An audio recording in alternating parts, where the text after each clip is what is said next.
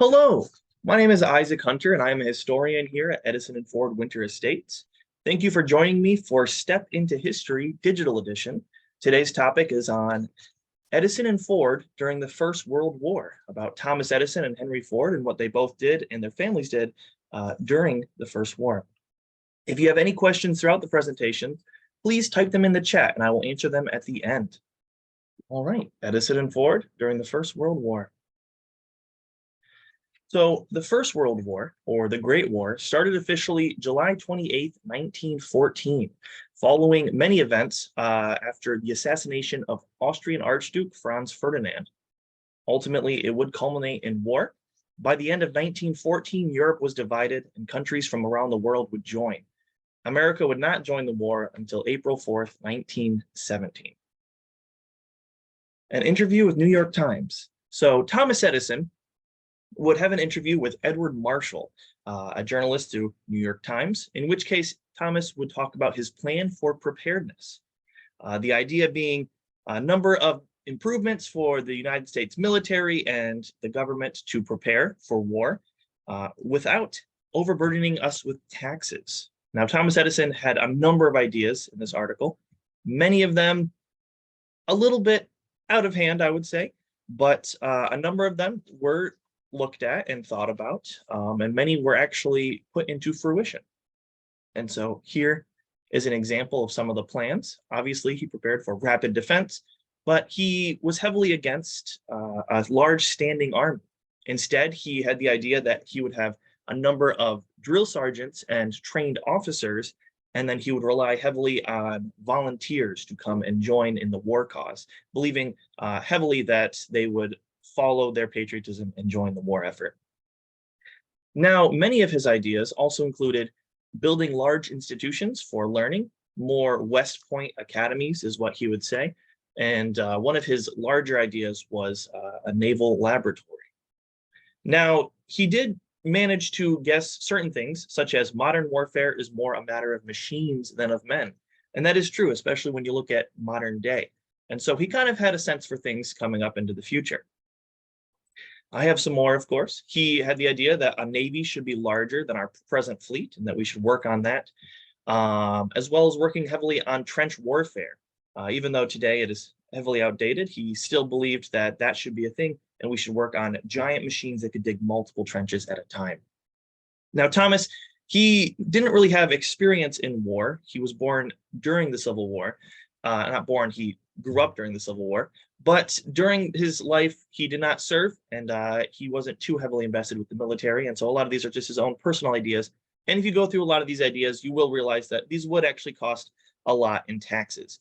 But Thomas Edison, he was just speaking off the top of his head. But of course, the government should maintain a great research laboratory jointly under military and naval and civilian control. This could increase possibilities of great guns, explosives, all technique of military and naval progression without vast expense. At this great laboratory, we should keep abreast with every advance throughout thought in armament, in sanitation, in transportation, and in communication. Now, Thomas Edison, many people would see his work here and the interview that he had. One of these men was the Secretary of Navy, Josephus Daniels. He would find interest in Thomas's thoughts and would invite Thomas in 1915 to head a brain trust of civilian experts to advise the U.S. Navy on matters of military technology. October 7th, 1915 was the official creation of the Naval Consulting Board. And here we do have an image of Thomas Edison next to a gentleman with a little sign that says Naval Consulting Board. Consisting of Edison and representatives of 11 engineering and scientific societies. And so these men weren't in the military. These were civilians that people saw as being experts. Edison was elected chairman and his chief engineer, Miller Reese Hutchinson, was designated his personal assistant. Here is a picture of Thomas Edison on a boat with some of the Navy. Now, Thomas Edison was elected president for life in order to dispel rumors that he plans to resign from the board as the years went by. Thomas and the board would think of a number of ideas for improving the Navy and the military in general. However, almost none were actually used or implemented.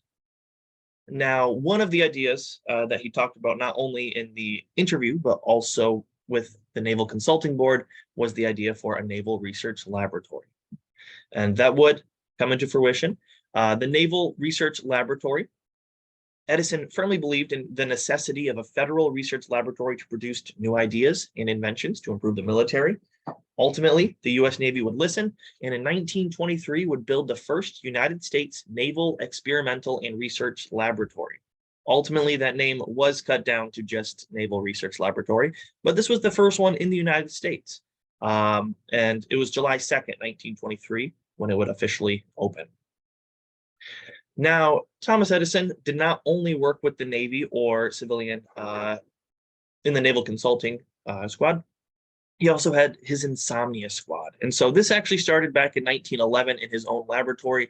He had a work of researchers, engineers, and these other smart, bright minds that worked under him, and he would bring them together, himself included in the insomnia squad, and they would work day and night trying to solve problems, think of innovations, ways to improve things. It was a very small research and development team, and it was called the Insomnia Squad because Thomas and them would work all through the night, many times skipping sleep and skipping meal, taking naps when they could. They would go unshaved and unkempt and untaking showers, and the meals would have to get delivered by Thomas's family or other workers, and they would show up and give them food. And so I do have a little brief image of a very disheveled looking group of men with Thomas Edison sitting there as they eat breakfast. Now, one of the important products of the Edison companies were storage batteries. These were designed for many different vehicles, and the company tried hard to push for marine and military use. And ultimately, the Edison storage battery was Thomas Edison's most profitable invention. However, some problems did occur. Disaster strikes. So the USS E2 was an American submarine, and originally they would have batteries that actually had chlorine in them, but chlorine was dangerous. Of course, it could ultimately become chlorine gas in the right conditions. And so Thomas would work on using storage batteries for the US Navy on our own submarines. However, when they were working on them, January 15th, 1916, while in the harbor, they would unfortunately suffer an explosion. 32 men were on board. These included both crew and civilian and mechanics, electricians. 5 men ultimately would lose their lives. 4 in the explosion. 1 would die later after from damage, from injuries. Another 9 would be injured. It would be out of commission following that, but it would get put back into commission a couple years later, March 25th, 1918. The Edison Company was not seen to blame for this.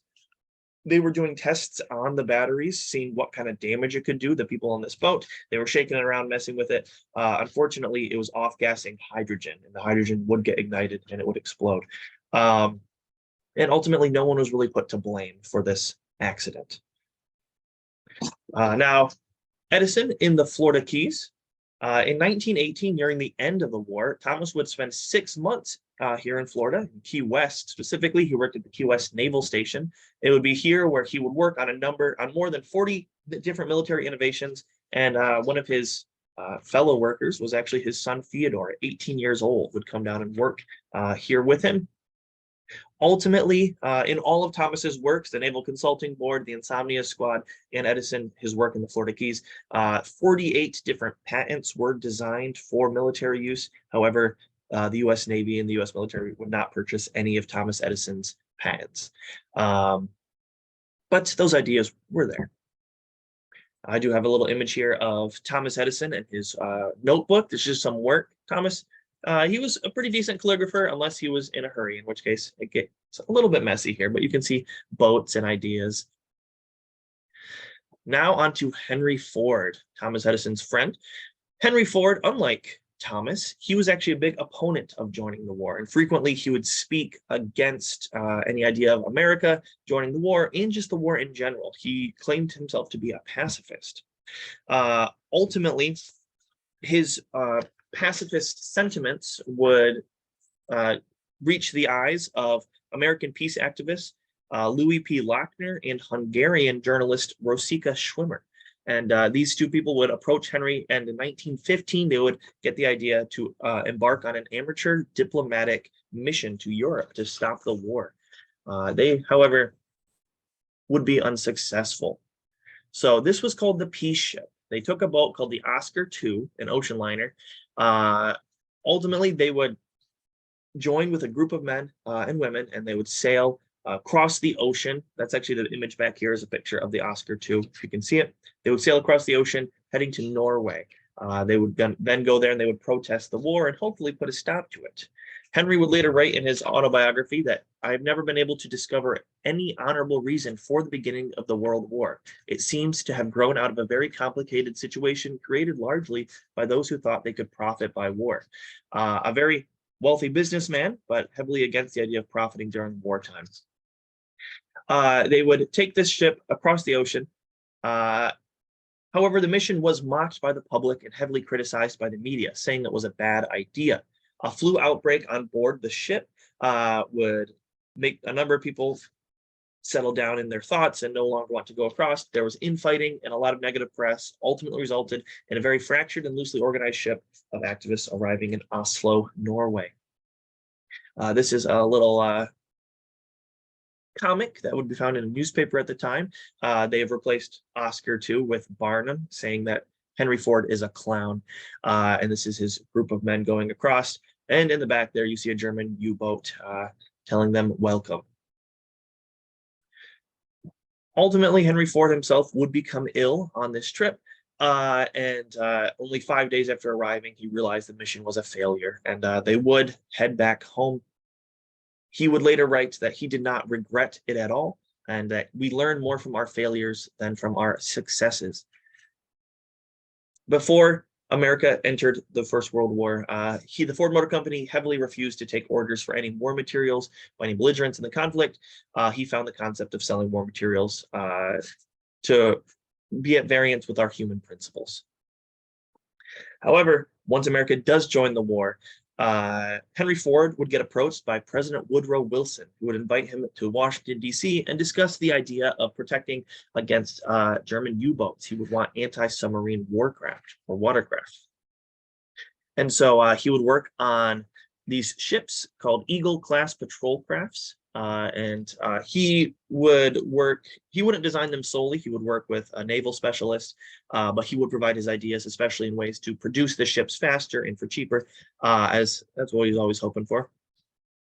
And these ships were called Eagle class because they would be an eagle that will scour the seas and pounce upon every submarine that dares to leave German or Belgian shores. The first boat would launch July 11th, 1918. 60 Eagle-class patrol crafts would be produced in total. From the spring of 1917 through autumn of 1918, Ford's factories completely supported the American war effort. So they really flipped around on their head once America joined. They weren't going to not support their own country themselves. They produced warboats, military trucks, cannons, and many other products, as well as committing research and development work to a variety of armor technologies for vehicles and soldiers. This image back here is an image of a Model T, but it is set up for war, of course. And then following the end of the war, they would go back to producing Model Ts, which they did at the time. Now, Henry Ford, we have him associated with one boat. We have associated with the boats he makes. We have another boat here as well. This is the Cialia. And so this is Henry Ford's personal yacht. As you look at the picture, it is a very large yacht. This he would get he would actually bring it down here to Fort Myers, Florida once, having to park it in the Gulf. However, in June of 1917, Ford received notice that his vessel had been enrolled for the Naval Coast Guard Defense. Essentially, during this time, many civilians, of course, had ships and boats, and so the U.S. Navy and the government would ask civilians for their ships. They would pay them money for them, and they could basically commission them to go out and be used to for the war effort, specifically usually to transport people or transport goods. And he was more than happy to offer his ship to the nation. And when it got purchased, it became the USS Cialia, and it was a patrol vessel. It was sold back to Henry Ford in April of 1920. However, years later, it would go back into service during the Second World War, in which case it would be called the USS Coral. The USS Coral would mostly also be used to transport vessels, as a patrol vessel and transport people and goods. During this same time, it was also used for meteorological surveys, of the weather and the ocean. The Edison family during the war. Here's a picture of Thomas, and this is his wife and his 3 children. His second wife. Not pictured are his first 3 children. Marion is his firstborn. It's his oldest daughter. She would marry Karl Oskar Oser in 1895. He was a German officer. Now, her marriage would keep her in Germany for all of the World War, unfortunately. She was over there, trapped behind enemy lines. She would later divorce Oser, not only because of troubles with the idea that they were in countries that were fighting each other, but also just in kind of more personal disagreements and the idea of Oser possibly going behind her back. This is the only picture we have of Oskar Oser. He's, I don't know if you guys can see my mouse, but he's right in the middle there, and there's a little sign that says equal Oser. The only one we could find, Madeline, Marion's younger sister, was not a big fan of actually sending Marion any supplies. She saw that as supporting the enemy because her sister was over in Germany. William Leslie Edison is the only child of Thomas Edison that would actually serve in the war. He had previously served during the Spanish-American War, and during the First World War, he decides that he's going to go join. He would work as a sergeant in the U.S. Army Tank Corps, working with a team to repair tanks. We know with what he did because he would send a number of messages to his stepmother, Mina, as well as her father and his siblings and his wife, Blanche. However, he would receive very little responses from his family. Unfortunately, a lot of that can be blamed on the war effort itself, but also a lot of people weren't too happy with him being over there. His own uncle had actually passed away in the Spanish-American War. Now, he joined the army, and once the war ended, he was under the mindset that he could come home, send our troops home. However, he was not able to do so. He was still in the army. He still had to finish his service, and so he would actually try and write to his own father, Thomas Edison, and try to get him to send him home, get him discharged. But it was to no avail, and William would continue to work in the war front. Madeline Edison. Not much is written about Thomas Edison Jr. That's Thomas Edison. That's William's older brother during the war effort. He did not go to war. But Madeline, Thomas's firstborn from his second wife, his second daughter. Here she is pictured with her husband, John Sloan. She would marry John Sloan just 6 weeks before the war would start in Europe. Sloan was an officer in the U.S. Signal Corps, and he would actually spend most of the war stationed in Washington, D.C. He would be joined by his wife, Madeline. She would give birth to their second son, however, in April of 1917, and ultimately she would go back home to West Orange, New Jersey. Charles Edison, now in charge. So Charles Edison, that is Thomas Edison's 5th-born child. However, this is the one that was really a man after his own heart. Charles was tasked with taking over the company while Thomas was gone. And so Thomas, when he was away for the Naval Consulting Board, his son Charles would be put in command on the home front. He was only 26 years old at the time, but he would take over management of the Edison companies. He would claim exemption from serving in the war due to hearing loss. And it was during this time where he did oversee a number of innovations within the Edison company during the war. Here's just one example of many of these images that they would share to work on propaganda pieces to try and sell Edison storage batteries. This was shared by the Edison Storage Battery Co. of West Orange, New Jersey. And they would also work on selling war bonds. And so Charles, he pushed the public to support Edison and buy war bonds. And the company officials within this company would create the War Committee. Charles Edison was then put as the head of the committee as one of 7 colonels. And the Edison storage battery would share posters like this one, like I showed earlier: buy Liberty bonds, build more batteries, carry on, trying to support the war effort. In total, throughout the whole entire First World War, the Edison companies would contribute over $4 million to war-related causes. And I do have a couple more examples. One of our boys come back, Russian munitions. Just pieces to kind of get the public, into support of all of this, as well as the Edison company. Theodore, I mentioned him earlier. He was the one that served in Key West. He's the one that, with his father, he was only 18 at the time. He actually did attempt to join the First World War. However, his mother, Mina, who had recently lost her brother Theodore in the Spanish-American War, Theodore, who she named her son after posthumously, she did not want to see her 18-year-old perish across the sea, and so she actually forbade him from actually joining the war effort. And so he would shrug and he would go and join his father down in Key West, and he would actually come up with a number of innovations for the war effort. Possible experimental weaponry, submarine sonar detection. He would work with his father on all of these things. Now, following the First World War, one of the big things, at least especially with Edison and Ford, and the Edison and Ford winners states here, was there was a low supply of rubber in America. Even during the war, Thomas would have to stop the production of many of his phonographs because he uses rubber pieces within his phonographs, and he did not have enough. It was getting too expensive. And so once the war ended, rubber being such an important commodity for Thomas Edison, Henry Ford, and Harvey Firestone of Firestone Tires, these three gentlemen, as you can see pictured here at the laboratory, they would come together and they would form the Edison Botanic Research Corporation. And they would build the Edison Botanic Research Laboratory here on our grounds, where it still stands here at Edison and Ford. And this would lead to not only a number of years of research trying to find a domestic source of rubber to grow here in the United States, in Florida, but Henry Ford would also go down to South America and he would found Fordlandia, his failed rubber paradise down there, as well as Belterra. And so both of these you can actually learn more about on our previous Step into History led by Chase on Fordlandia and Belterra.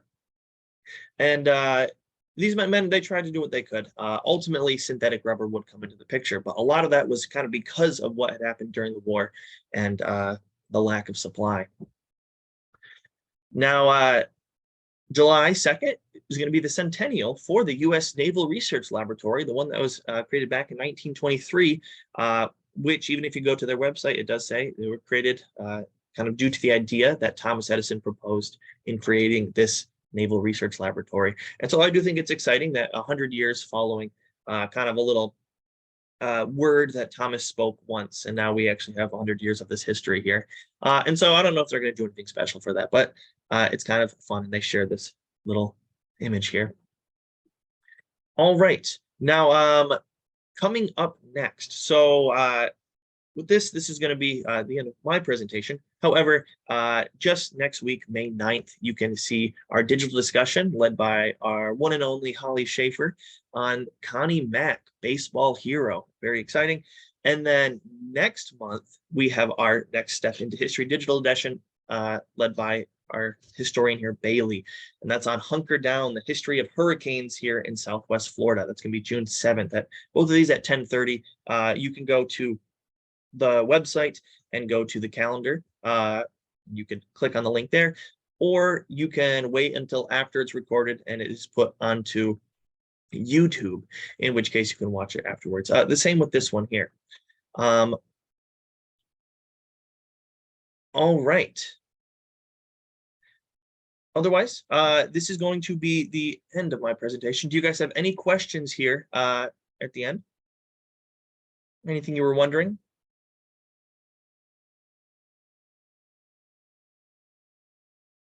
It's my pleasure.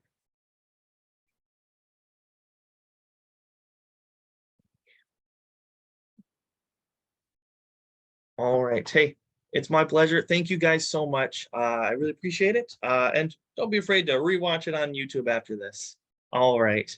You guys have a fantastic day. Thank you so much. Have a good one.